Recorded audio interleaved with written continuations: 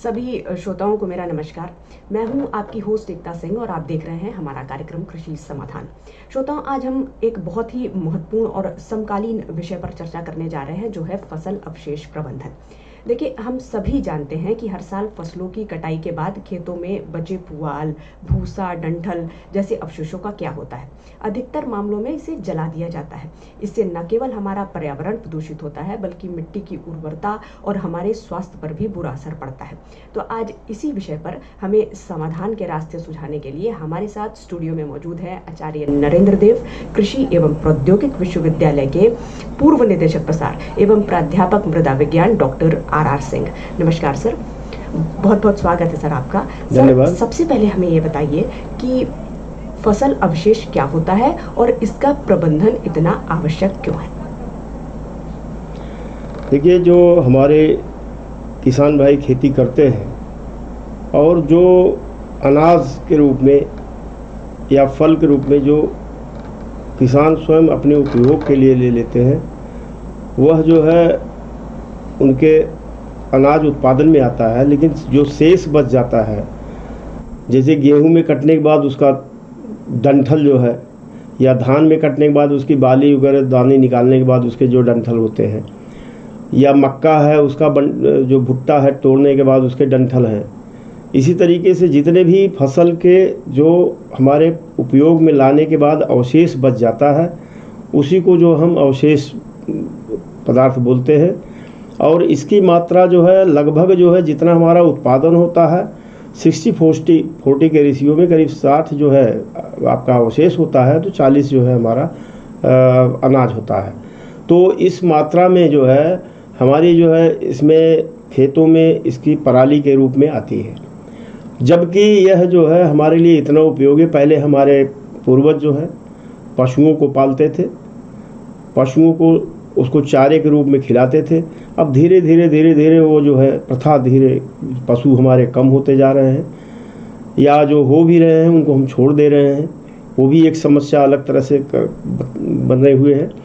और जो हमारा अवशेष है उसका हम प्रबंधन नहीं ढंग से कर पा रहे थे, तो हमारे किसान भाई उसमें आग लगाना शुरू किए। जबकि हमारे पूर्वज भी कभी भी खेतों में आग नहीं लगाते थे। अगर कोई जो है कीड़े मकोड़े या पुरानी जो हमारे अवशेष रहते थे, जो मड़ई वगैरह ये सब बनाने के बाद, तो उसको हमको होलिका दहन के रूप में पूरे गांव लोग एक साथ एक त्यौहार के रूप में मनाते थे और उसमें जलाते थे। कभी हमारे पूर्वज भी खेतों में आग नहीं लगाते थे। खेत में आग लगाने से जो हमारी ज़मीन है, जो 6 इंच की के ऊपरी सतह पर खेती का कार्य करते हैं, अगर उसको हम जलाते हैं तो वो गर्म होने के बाद उसका तापक्रम इतना ज़्यादा हो जाता है कि अगर 50 डिग्री से तक तो हमारे बैक्टीरिया वगैरह जिंदा रहते हैं। एक्टिव तो 20-25 डिग्री पे अच्छा रहते हैं, लेकिन जैसे ही जैसे टेम्परेचर बढ़ता है तो वो इनएक्टिव हो जाते हैं। लेकिन जब उससे भी ज़्यादा हो जाता है तो वो मर जाते हैं। तो इससे देखा गया है कि जब हम उसमें आग लगाते हैं तो ज़्यादातर हमारे बैक्टीरिया मर जाते हैं, जिसके कारण से, और ये बैक्टीरिया का इतना बड़ा रोल होता है कि जब भाई हम कोई अवशेष सड़ाना होता है तो उसको बैक्टीरिया के द्वारा, या यूरिया डाई पोटाश ही हमारे किसान भाई डालते हैं, तो उसको बैक्टीरिया ही भोजन के रूप में पकाते हैं और उसको उपलब्ध कराते हैं। सर, हमें बताइए कि किसानों द्वारा फसल अवशेष जलाने के पीछे आखिर प्रमुख कारण है क्या, क्यों जला देते हैं? प्रमुख कारण यह है कि देखिए, एक तो हमारी जो खेती, जो हमारी जो समय से बुआई, अगर हम खरीफ में जैसे समय से अगर धान की बुआई और ट्रांसप्लांटिंग कर देते हैं, और जो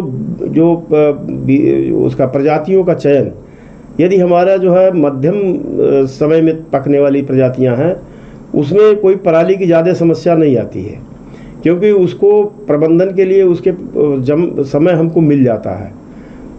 क्योंकि हम 10 नवंबर के बाद ही गेहूं की बुआई करते हैं और हमारा अक्टूबर में ही हार्वेस्टिंग हो जाती है, जो हमारी मीडियम में होती है। सरजू 52 हुआ, नरेन 359 हुआ, या और भी अर्ली प्रजातियां हैं।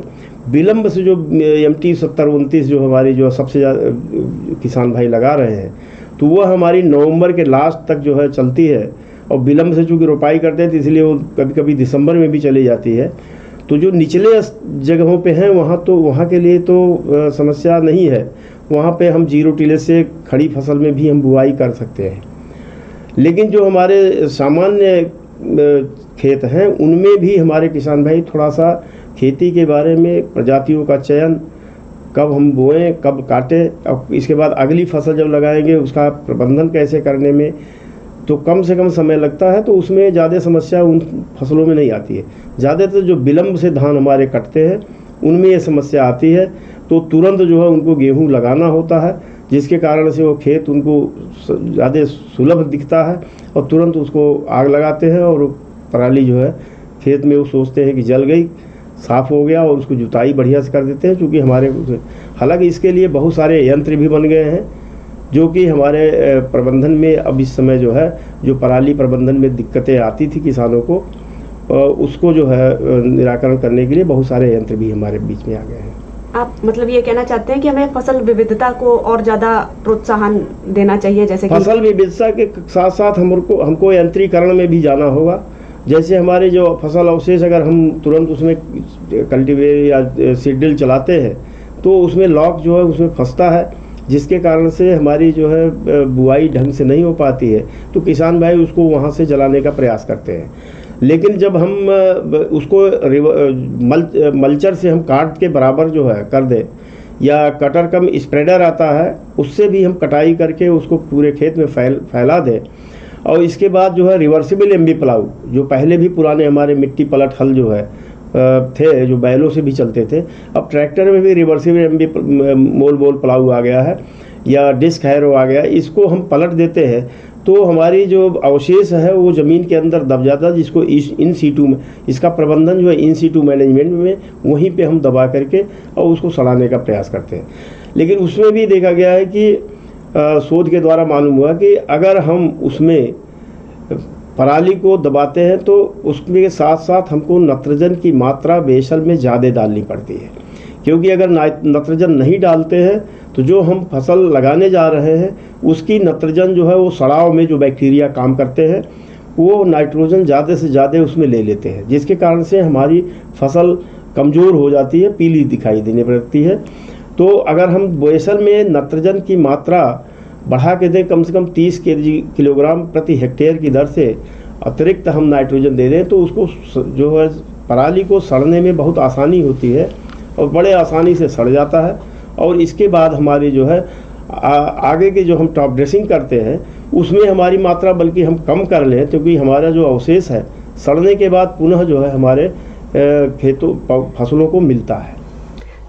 सर, आपने कई तरह के यंत्रों का नाम लिया जो कि फसल अवशेष प्रबंधन में मदद करते हैं।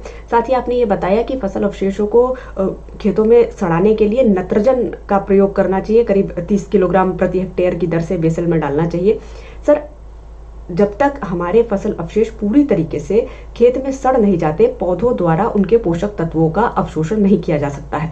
सर, हम चाहते हैं आप ये बताएं कि किसान भाइयों को कौन से कदम उठाने चाहिए जिससे कि फसल अवशेष खेत में जल्द से जल्द सड़ जाए। देखिए किसान भाई, सबसे पहली बात है कि इसको जो है 2 तरीके से आप प्रबंध कर सकते हैं। यदि हमारा सड़ाने में कम से कम 28 दिन लगता है, चलो तो महीने भर कम से कम पहले अगर हमारी फसल कट गई है, जैसे अक्टूबर में कट गई, नवंबर में लगाना है, तो उसकी तो हम वहीं पे इन सीटू प्रबंधन करते हैं। तो इससे फ़ायदा ये होता है कि जो भी अवशेष है इसमें जो हमारे 17 पोषक तत्व आवश्यक है, वो 17 पोषक तत्व केवल इन्हीं फसल अवशेषों में मौजूद होते हैं, क्योंकि उन्हीं पोषक तत्वों से ये बनता है। अन्य किसी भी फैक्ट्री में या कहीं भी कोई भी जो है सारे तत्व एक साथ जो है जगह देने की क्षमता है तो हमारे फसल अवशेष में है। तो इसको जो है हम वहाँ पे तुरंत डाल करके उसमें सड़ा सकते हैं।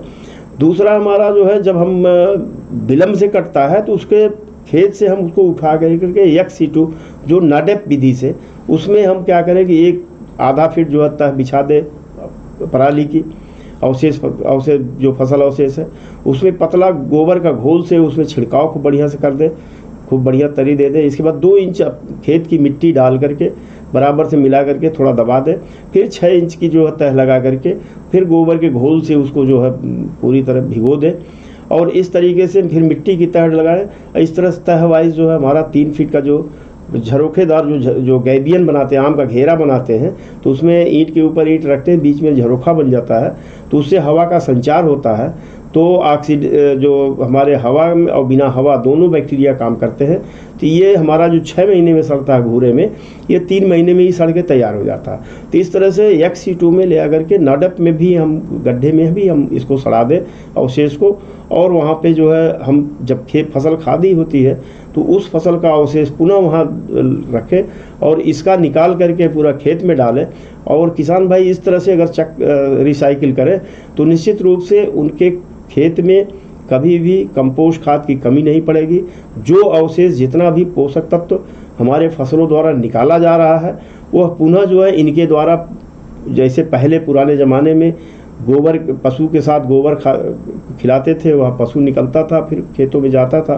तो एक जो हमारी साइकिल चलती थी कि हम खेत से निकाल भी रहे हैं फिर खेत में डाल भी रहे हैं, तो इससे उसका संतुलन बना रहता था, जिसके कारण से हमारी उर्वरा शक्ति बनी रहती थी।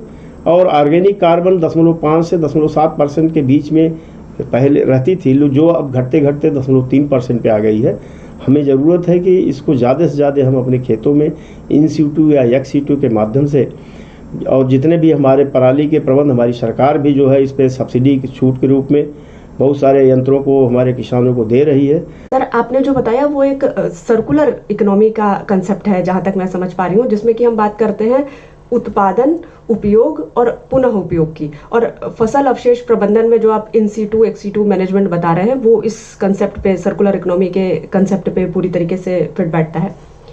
सर, साथ ही चर्चा की शुरुआत में आपने एक बात बोली थी कि जब हम फसल अवशेष को जलाते हैं तो उससे मिट्टी का तापमान बढ़ता है।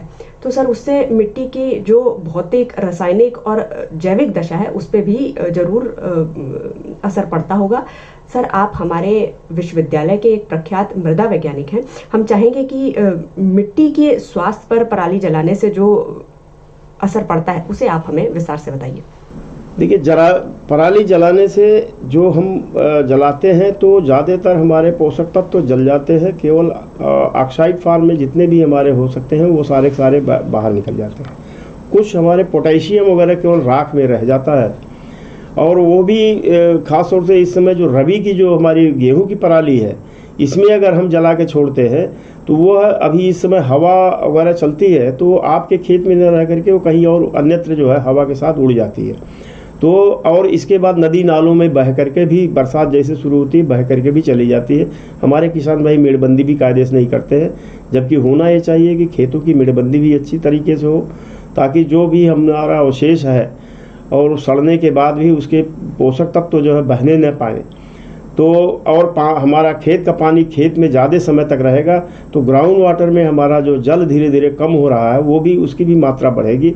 तो इस तरीके से हमारा जो है फसल अवशेष का प्रबंधन भी हो जाएगा।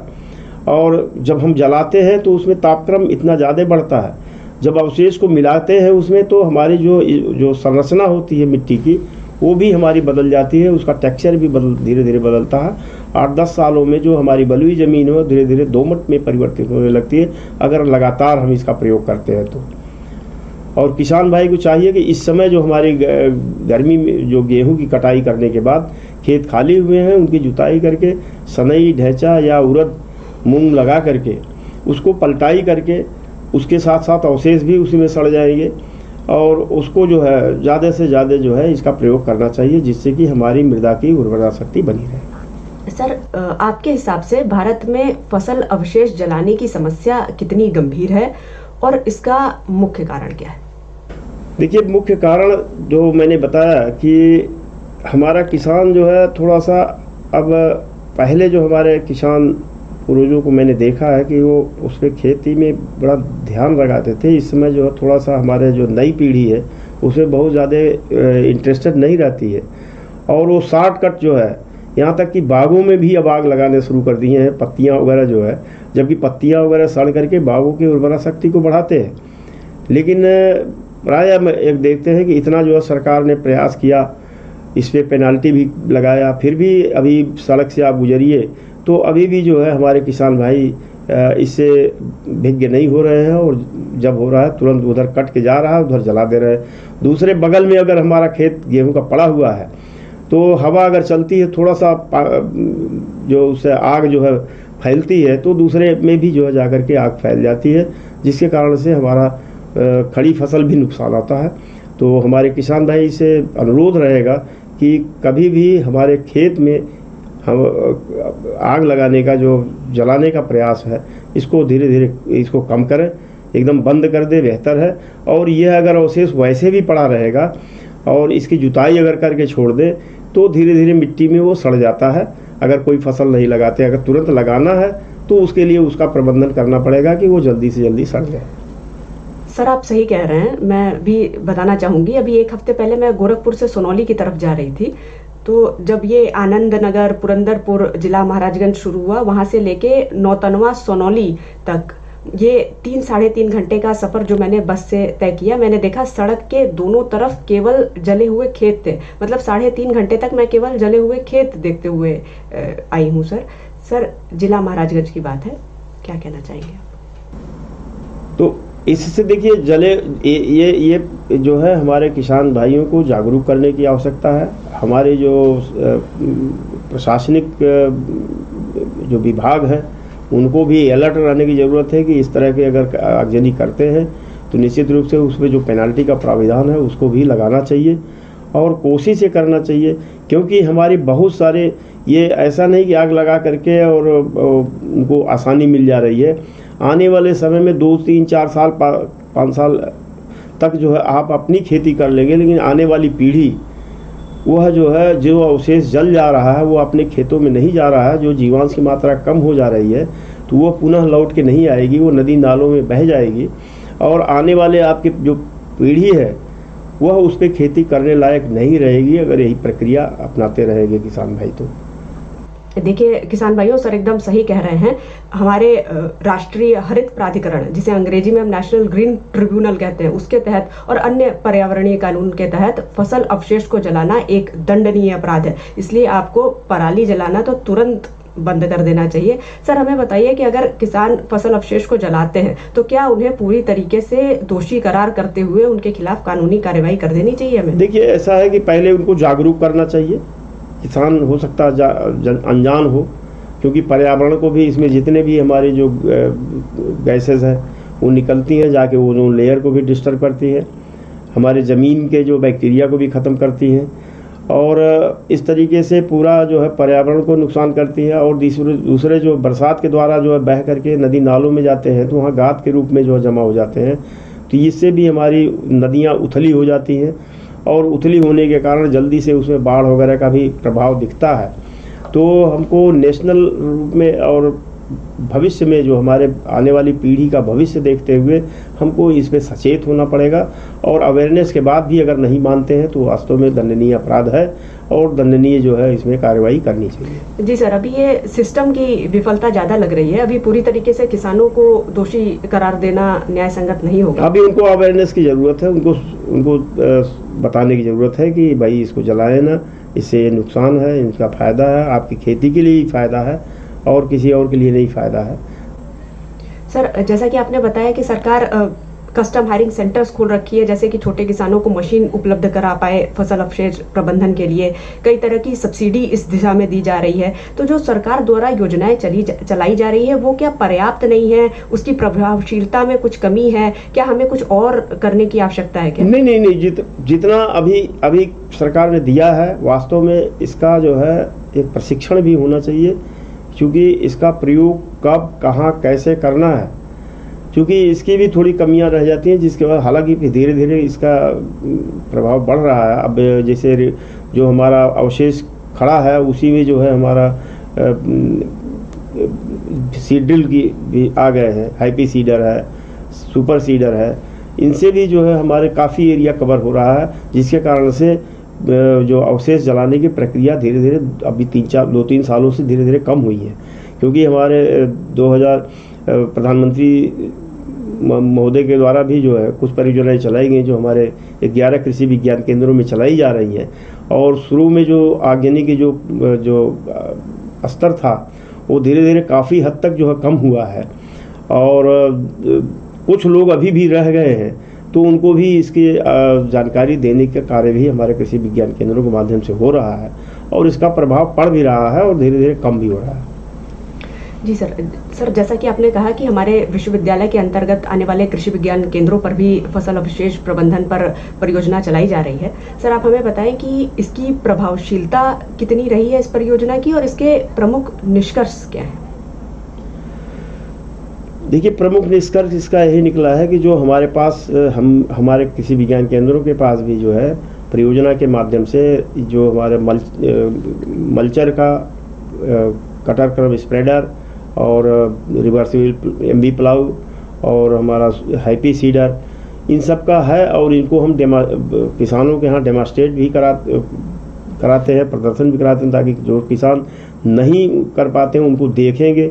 देखने के बाद जो हमारा कस्टम हायर्स के माध्यम से हम किराए पे भी वहाँ पे उपलब्ध कराते हैं और उससे किसान जो है हमारा धीरे धीरे काफ़ी हद तक कर रहे हैं। और साथ साथ हमारे गवर्नमेंट के द्वारा भी जो कस्टम हायर सेंटर्स बने हुए हैं उनमें 90% सब्सिडी पे सरकार ने जो है यंत्रों का व्यवस्था की है और किसान भाई उससे लाभ ले रहे हैं।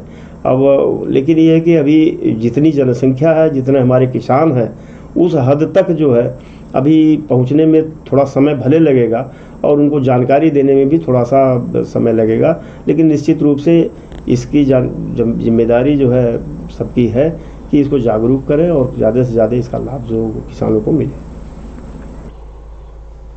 सर, पशुपालन और मशरूम उत्पादन में हमें फसल अवशेष की उपयोगिता के बारे में कुछ बताइए। देखिए, पशुपालन के लिए ही जो जितना भी अवशेष निकलता है वो पशुओं के चारे के रूप में ही प्रयोग होता रहा है पहले से। आज भी हम उसका अगर सूखे चारे के रूप में जो है सारा गेहूं का जो है मैक्सिमम यूज होता है।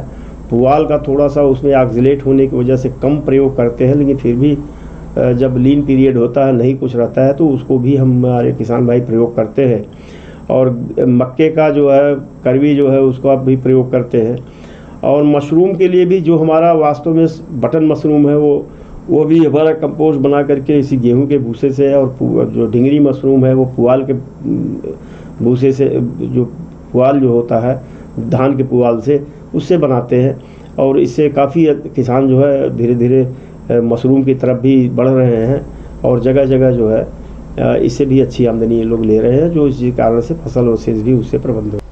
सर, एक पूसा डिकम्पोजर बहुत सुनने में आता है, क्या इसके जैसी जो जैविक तकनीकें हैं वो व्यवहारिक रूप पर प्रभावशाली सिद्ध हो रही हैं?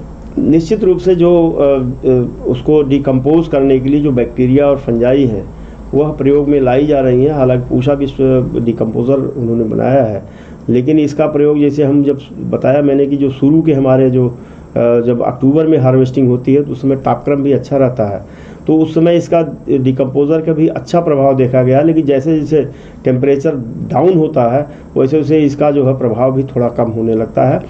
तो निश्चित रूप से इसका भी प्रयोग हमारे किसान भाई करेंगे। और जब हम वैसे भी हम नाडेप में इसमें जो गोबर के साथ मिला करके सड़ाते हैं या मिट्टी में मिलाते हैं तो मिट्टी में ये सारे बैक्टीरिया रहते हैं। और निश्चित रूप से अगर हम प्रयोगशाला में भी हम आइसोलेट करके उन बैक्टीरिया को ज़्यादा से ज़्यादा देते हैं तो ये जल्दी से डिकम्पोज करने का जो कार्य होता है, उसको सेलुलोज को गलाने सड़ाने का, तो निश्चित रूप से ये हमारी खेती के लिए लाभप्रद तो है और जल्दी से सड़ाने की थोड़ी प्रक्रिया को फास्ट कर देता है। सर, क्या पराली प्रबंधन से किसान को आर्थिक लाभ हो सकता है? क्या किसान इसे एक आर्थिक अवसर के रूप में देख सकते हैं क्या? निश्चित रूप से जब हम पराली का प्रबंधन करेंगे तो हमारे जो हमारा सबसे बड़ी समस्या आ रही है कि जो हमारे सूक्ष्म पोषक तत्व है, क्योंकि हमारे मुख्य पोषक तत्व है कार्बन, हाइड्रोजन, ऑक्सीजन हवा पानी से आसानी से मिल जाता है, और नाइट्रोजन, फास्फोरस, पोटास जिसके लिए हमारी संस्तुतियाँ हैं उर्वरक के रूप में भी प्रयोग कर लेते हैं। लेकिन तीसरा हमारा सेकेंडरी जो है कैल्शियम, मैग्नीशियम, सल्फर है। खास तौर से सल्फर की ज़्यादा कमी आती है तो भी किसान भाई जो है बेंटोनाइट सल्फर वगैरह बाज़ार से ले आकर डाल भी ले रहे हैं अगर कमी आ रही है। लेकिन जो हमारा तीसरा जो ग्रुप है, सबसे बड़ा ग्रुप है, 8 जो पोषक तत्व पाए जाते हैं जो सूक्ष्म तत्व हैं, इनका प्रबंधन सबसे कठिन होता है क्योंकि इनकी मात्रा बहुत कम मात्रा में ज़रूरत पड़ती है। थोड़ा सा भी ज़्यादा हो गया तो उसमें जो है विषाक्तता आएगी और ज़रा सा भी कम हो गया तो उत्पादन को प्रभावित करता है। तो इसलिए इनके और ये सारे अवशेष में ही विद्यमान रहते हैं। अगर इनको हम इन सीटू या एक्स सीटू किसी भी माध्यम से सड़ा करके या पशुओं को खिलाते हैं, जो एक्स सीटू में वो भी आता है, तो उसको जो है हम अगर खेतों में प्रयोग करते हैं तो ये हमारा सूक्ष्म पोषक तत्वों का प्रबंधन इस अवशेष से निश्चित रूप से बहुत बेहतर होगा और कंटिन्यूअस होगा, इसमें कोई कमी नहीं आएगी।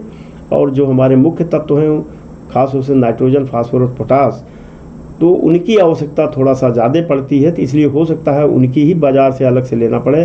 शेष के लिए हमको किसान को खर्च नहीं करना पड़ेगा और उनकी भी मात्रा कम लगेगी, तो निश्चित रूप से उनके आर्थिक जो है उसमें उनको फ़ायदा होगा और उत्पादन भी इसके जब हम प्रयोग करते हैं तो उत्पादन भी बढ़ेगा, तो निश्चित रूप से आर्थिक रूप से हमारे किसानों को सहयोग मिलेगा।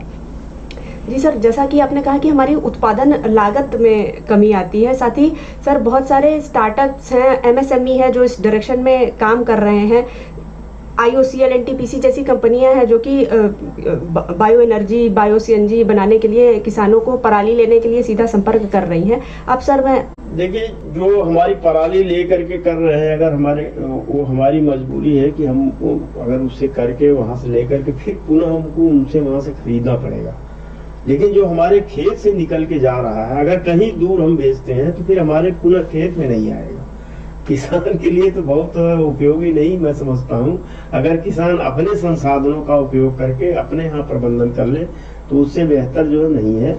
और शेष तो जो हमारे जो अन्य जो है स्टार्टअप वगैरह जो कर रहे हैं, तो निश्चित रूप से वो अपना रोजगार के ले करके कर रहे हैं, तो निश्चित रूप से उनको भी फायदा होगा। अंत में मैं आपसे आपका संदेश उन किसानों के लिए चाहूंगी जो कि पराली जलाना अपनी मजबूरी समझते हैं।